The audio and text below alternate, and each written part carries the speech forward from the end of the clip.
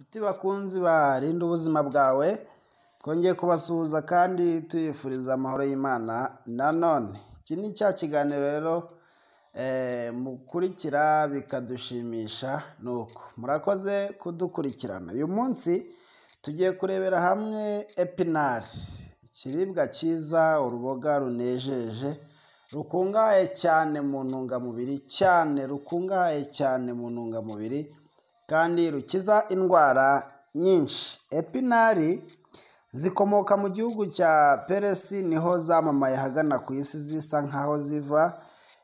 Zigizwe na byinshi cyane. Cya mbere, zigizwe n'amazi 93 miligrama, zigizwe n'ibyitwa albumine, zigizwe n'ibyitwa ibinure ariko bikeya, amagliside.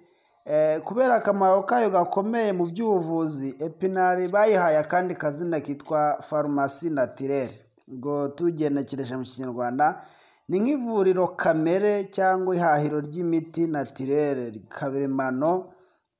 Birumvikana ko iryo zina si iry'ubusa, ahubwo epinari ifite umumaro munini mu buryo bwo kuvura kandi nta yindi miti yifashishijwe.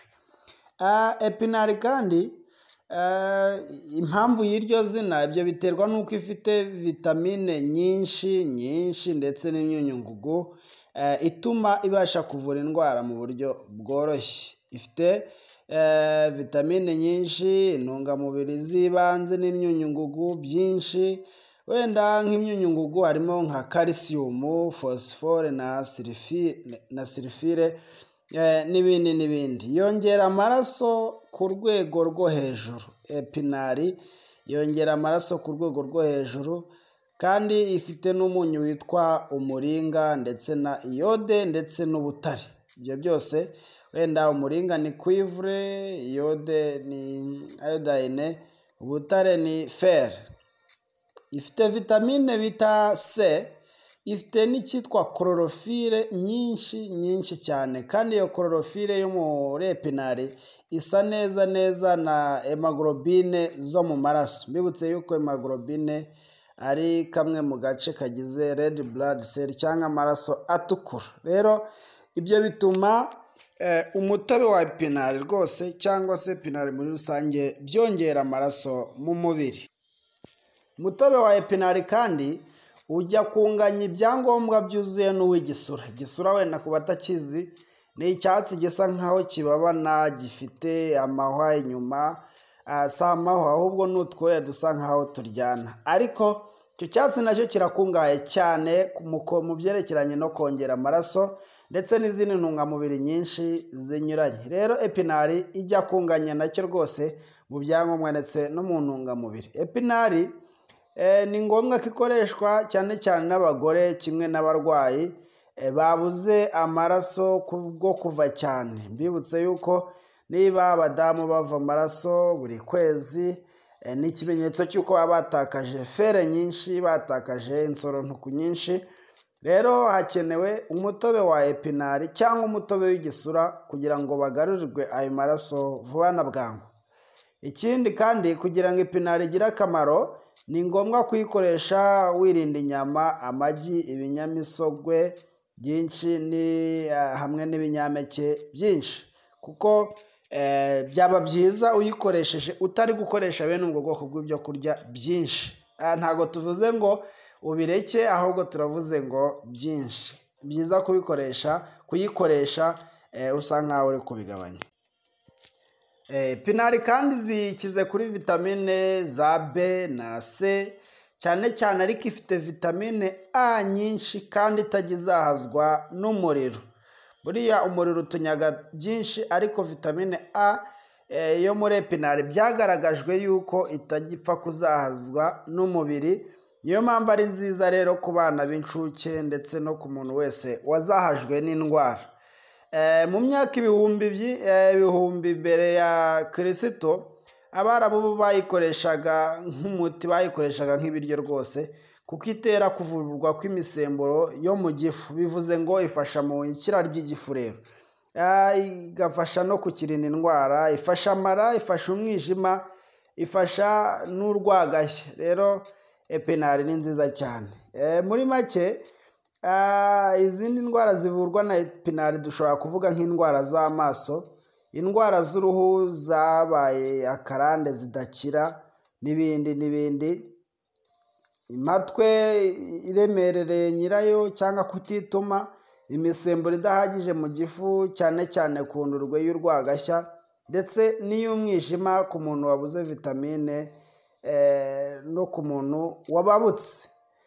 Uwo muntu abantu hafi ya bose, hafi ya twese dutegekewe gukoresha epinari. Wenda nk'umuntu wabuze vitamine A bigatuma arwara amaso, ashobora kuyifata izuzuye nk'igipfunsi, akazisekurana na karoti imwe cyangwa imwe n'igice ebyiri, akashyira mu kuma gasya imboga n'imbuto, agasya ibyo nyine, hanyuma agakuramo umutobe, agasa nk'ufunguza agatasi, agakuramo umutobe, akagotomera. Iyo ni kire nziza yuzuyemo vitamine A nyinshi kandi yo ku rwego rwo hejuru. Ibyo kandi byakingira indwara nyinshi, harimo nk'indwara zifata uruti rw'umugongo, kuko vitamine A ikungahaye, ikize mu kurinda ubwoko bw'izo ndwara z'uruti rw'umugongo ndetse n'iz'amaso.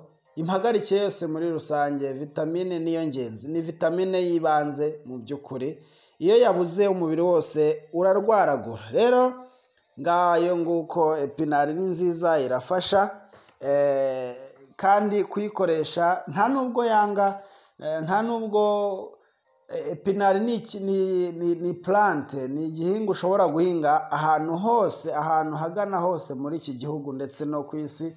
Ikunze kuhaba, ntabwo ikunda kugorana muri makeya, kereka iyo ari mu gihe cy'izuba ryinshi, ariko nabwo iyo ivomerewe irafata. Ngayo nguko rero, mbese waba ufite mu rugo abana barwaragura amaso, abarwaye imigongo idakira, ababuze amaraso, ndetse n'abandi bacitse intege, bakirutse indwara vuba, bakorera agatobe ka epinari.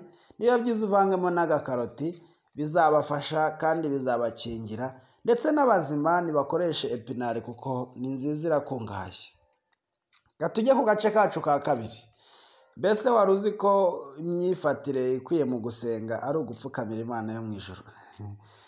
Ndabizi ko benshi batari babizi, ariko muri makeya bitewe no gutinya Imana dukwiye kujya tuyipfukamira, ndetse bitewe n'icyubahiro cyayo giheranyije n'ibyitugirira byinshi tutakigezaho. Ni byiza ko twayisenga tuyipfukamiye ngo tugaragaze guca bugufi ko yo idusumba. Ariko hirya y'ibyo yashatse kubyandikisha ngo tuzabimenye. Wenda ndasoma amasomo makeya muri Bibiliya. Nko muri Yesaya igice cya 45 umurongo wa 23 haranditse ngo, ndirahiye ijambo rivuye mu kanwa kanjye, niryo jambo rikiranuka ritazavuguruzwa, yuko amavi yose azampfukamira. Nuko ahandi ho haranditse ngo, nimusenga ntimukamere nk'indyarya, kuko bakunda gusenga bahagaze mu masinagogi no mu nzira. Ni Matayo igice cya 6 umurongo wa 5. Hirya gato naho haranditse ngo, mbese ni bene data bakuye igitekerezo cy'uko bagomba guhagarara igihe basenga. Pfukama niyo nyifata ikwiriye mu bihe byose. Icyo ni igitabo cyitwa Selected Message Book 2, page ya 311 kugera 312, niho ushobora kuzasanga ayo magambo nsomye. Ushaka gusoma byinshi rero, wazasoma muri Luka igice cya 22 umurongo wa 41, mu byakozwe n'intumwa igice cya 9 umurongo wa 40, byakozwe n'intumwa igice cya 7 umurongo wa 59, byakozwe n'intumwa igice cya 20 kugera ku murongo uhereye ku murongo wa 36, ndetse byakozwe n'intumwa igice cya 21 umurongo wa 5. Gitabo cya Ezira usomye igice cya 9 umurongo wa 5 ndetse no wa 6, ndetse na Zaburi ukayizamo ugasoma igice cya 95 umurongo wa 6. Ugiye no mu Efeso wabibona igice cya 3 umurongo wa 14. Ugiye mu rwa kabiri rwo ku ngoma igice cya 6 umurongo wa 13. Ugiye no muri Luka kandi igice cya 18 umurongo wa 13 ndetse no wa 14. Hose handitse ko gusenga Imana ari ugupfukama. Ni byiza, ariko ni na byiza kuko Imana se yaduhaye byose, duha ubuzima, n'ayo mavi dupfukamisha ni ayayo, turi ku birenge byayo, twabuzwa n'iki kuyipfukamira? Reka wenda dusoza mu rwa mbere rw'abami igice cya 8 umurongo wa 54 hatubwira ko n'abami bapfukamiraga Imana. Reba uko handitse, haranditse ngo nuko Salomo arangije iryo sengesho arahaguruka ava imbere y'icyotero cy'Uwiteka aho yari apfukamye. Twabuzwa n'iki kuyipfukamira? Ngaho rero Imana idufashe, iduhe no kongera kuyubaha, ngo tuyipfukamire mu gihe cyose dusenga. Cyokoze hari aho bitari ngombwa gupfukama, ni igihe turi gusenga amasengesho yo mu mutima, aho abandi batari kureba kandi nta jambo turi gusohora inyuma. Ni igihe turi mu mamodoka tugenda, ni igihe turi mu masoko duhaha, ni igihe turi gucuruza cyangwa turi mu nzira, cyangwa turi mu bantu benshi, mu kajagari k'abantu benshi. Aho ngaho rwose gusenga nuko mu mutima, kandi Imana ikumva isengesho. Ariko ahandi mu gihe duteruye isengesho ngo dusenge, dusengera abandi cyangwa twisengera, ni byiza ko dupfukama. Ngaho Imana idufashe mu izina rya Yesu. Nshuti bakunzi barinda ubuzima bwawe, twongeye kubasuhuza kandi tuyifuriza amahoro y'Imana. Nanone iki ni cya kiganiro rero mukurikira bikadushimisha, nuko murakoze kudukurikirana. Uyu munsi tugiye kurebera hamwe epinari, ikiribwa cyiza, uruboga runejeje, rukungahaye cyane mu ntungamubiri, rukungahaye cyane mu ntungamubiri kandi rukiza indwara nyinshi. Epinari zikomoka mu gihugu cya Peresi, niho zamamaye hagana ku isi, zisa nkaho ziva. Zigizwe na byinshi cyane. Cya mbere, zigizwe n'amazi 93 miligrama, zigizwe n'ibyitwa albumine, zigizwe n'ibyitwa ibinure ariko bikeya, amagliside. Kubera akamaro kayo gakomeye mu by'ubuvuzi, epinari bayihaye akandi kazina kitwa pharmacie naturelle. Ngo tugenekereje mu Kinyarwanda ni nk'ivuriro kamere cyangwa ihahiro ry'imiti naturelle kabiremano. Birumvikana ko iryo zina si iry'ubusa, ahubwo epinari ifite umumaro munini mu buryo bwo kuvura kandi nta yindi miti yifashishijwe. Epinari kandi impamvu y'iryo zina, ibyo biterwa n'uko ifite vitamine nyinshi ndetse n'imyunyungugu ituma ibasha kuvura indwara mu buryo bworoshye. Ifite vitamine nyinshi, intungamubiri z'ibanze n'imyunyungugu byinshi. Wenda nk'imyunyungugu harimo nka calcium, phosphore na sulfure n'ibindi. Yongera amaraso ku rwego rwo hejuru. Epinari yongera amaraso ku rwego rwo hejuru, kandi ifite n'umunyu witwa umuringa ndetse na iyode ndetse n'ubutare. Ibyo byose, wenda umuringa ni cuivre, iyode ni iodine, ubutare ni fer.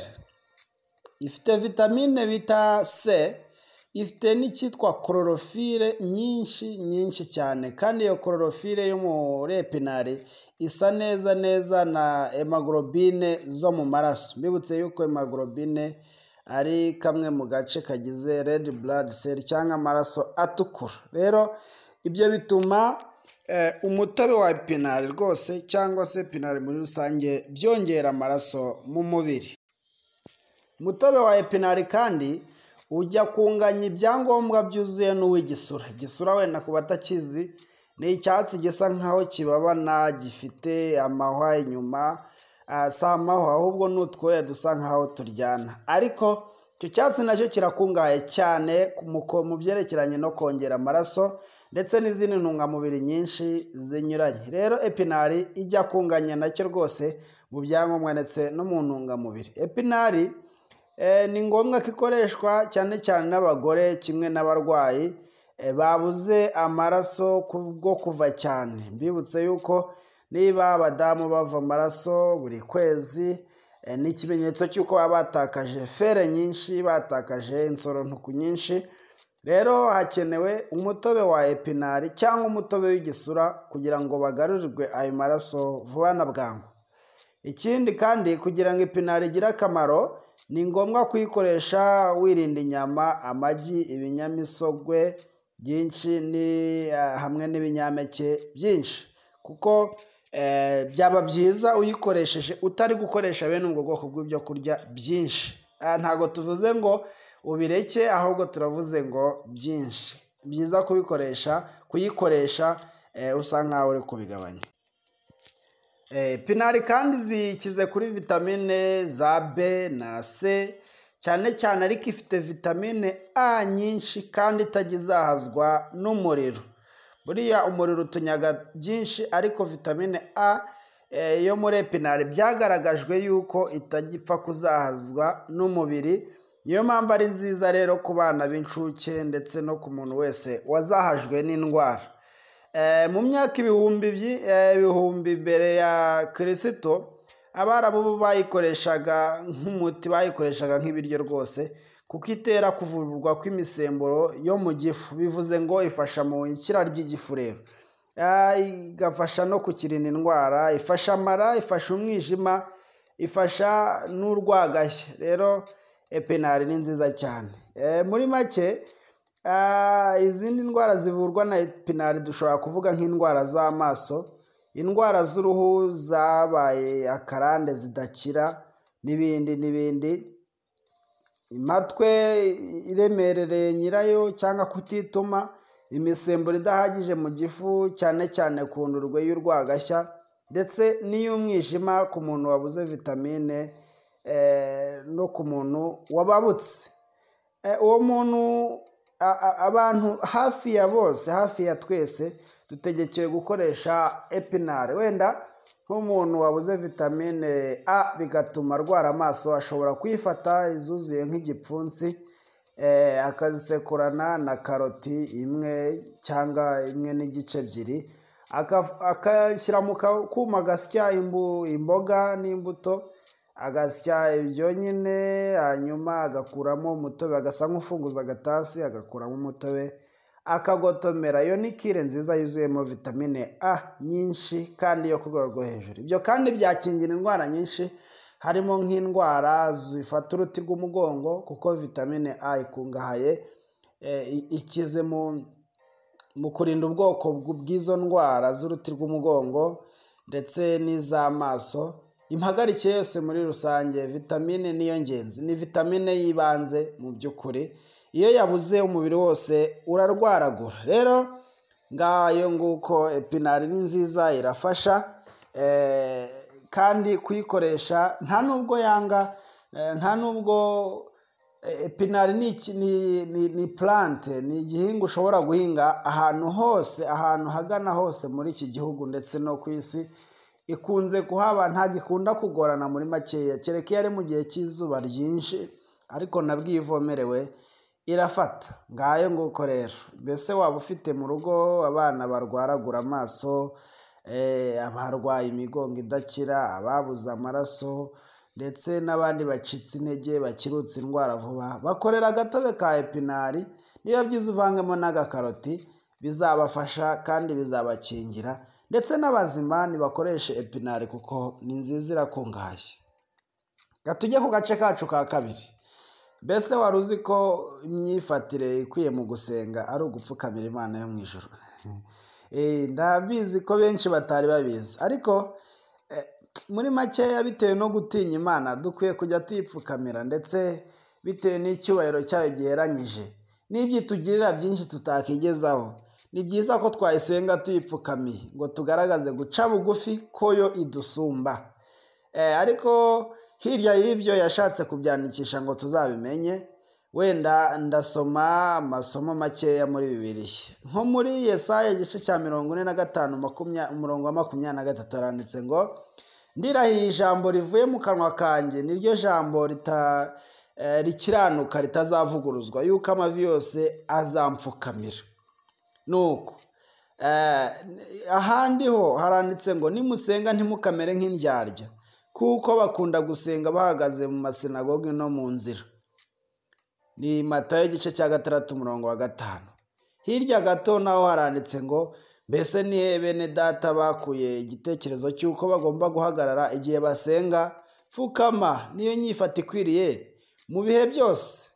Icyo ni igitabo cyitwa Selected Message Book 2 page ya 311 kugera 312 niho ushobora kuzasanga ayo magambo nsomye. Ushaka gusoma byinshi rero wazasoma muri Luka igice cya 22 umurongo wa 41, mu byakozwe n'intumwa igice cya 9 umurongo wa 40, byakozwe n'intumwa igice cya 7 umurongo wa 59, byakozwe n'intumwa igice cya 20 kugera ku murongo uhereye ku murongo wa 36, ndetse byakozwe n'intumwa igice cya 21 umurongo wa 5, gitabo cya Ezira usomye igice cya 9 umurongo wa 5 ndetse no wa 6, ndetse na Zaburi ukayizamo ugasoma igice cya 95 umurongo wa 6. Ugiye no mu Efeso wabibona igice cya 3 umurongo wa 14, ugiye mu rwa kabiri rwo ku ngoma igice cya 6 umurongo wa 13, ugiye no muri Luka kandi igice cya 18 umurongo wa 13 ndetse no wa 14. Hose handitse ko gusenga Imana ari ugupfukama. Ni byiza, ariko ni na byiza kuko Imana se yaduhaye byose, duha ubuzima, nayo mavi dupfukamisha nayayo, turi ku birenge byayo, twabuzwa n'iki kuyipfukamira? Reka wenda dusoza mu rwa mbere rw'Abami igice cya 8 umurongo wa 54 hatubwira ko n'abami bapfukamiraga Imana. Reba uko handitse, haranditse ngo nuko Salomo arangije iryo sengesho arahaguruka ava imbere y'icyotero cy'Uwiteka aho yari apfukamye. Twabuzwa n'iki kuyipfukamira? Ngaho rero Imana idufashe, iduhe no kongera kuyubaha ngo tuyipfukamire mu gihe cyose dusenga. Cyokoze hari aho bitari ngombwa gupfukama, ni igihe turi gusenga amasengesho yo mu mutima aho abandi batari kureba kandi nta jambo turi gusohora inyuma. Ni igihe turi mu mamodoka tugenda, ni igihe turi mu masoko duhaha, ni igihe turi gucuruza cyangwa turi mu nzira, cyangwa turi mu bantu benshi, mu kajagari k'abantu benshi.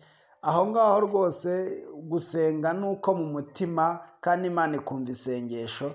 Ariko ahandi mu gihe duteruye isengesho ngo dusengera abandi cyangwa twisengera, ni byiza ko dupfukama. Ngaho Imana idufashe mu izina rya Yesu.